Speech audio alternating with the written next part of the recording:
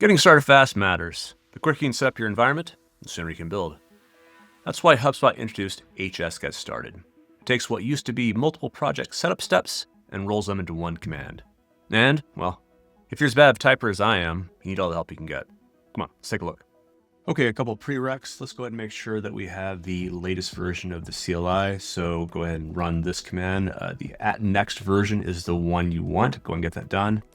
And let's make sure that we actually have the YAML file installed so we are associated with our portal. Now, do keep in mind, if you have the next version of the CLI installed and you have your account associated with the CLI, you can skip these steps and move right along. Okay, let's run HS Get Started. Boom, watch that go for a couple of seconds. You can choose apps or CMS assets. I chose apps. We're gonna give it a name, this project.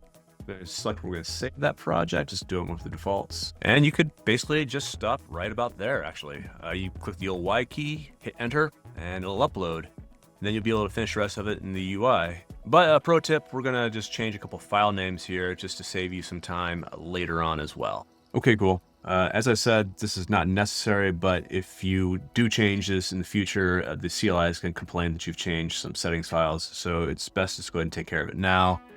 Right before you do your initial upload. Let's get to it. All right, first let's navigate to the app-hsmeta.json file, change the UID to something that is unique and descriptive for what you are working with. And I'm going to go ahead and just, update my description here as well. Take advantage of that autocomplete to save my typing. All right, let's save the chicken tracker in.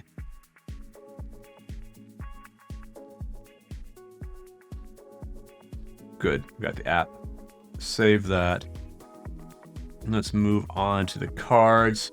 All right, first, let's go to the meta file. You're going to see there's a UID that we need to change. Let's go ahead and change that as well. And give it the proper name, which is, guess what? Chicken tracker card. And a very descriptive and useful description. All right, you notice I've already actually changed it, the entry point. So make sure you do that as well to align with what we're renaming the file as. You can see I have chicken-tracker-card.jsx. So let's go ahead and rename that as well. So everything aligns. And here we are going to just rename this HS-meta or HS meta file to be what we want as well. And once we have all that done, we can go ahead and save it all. And let's go ahead and do that upload. Hit Y now. All right, cool. You can see we are building our chicken tracker. We're building our chicken tracker card. We're deploying the things, all the things. And now what? You want to go install your app? Why, yes, we do. Click that. We are going to connect this fella. We're going to bring it over and we are going to figure out where this is going to be located. Look at this. This is easy. Easy peasy, lemon squeezy. And you did it. Look at you go. Now you can spend less time on the configuration and more time on the actual development. Go out there and build something cool.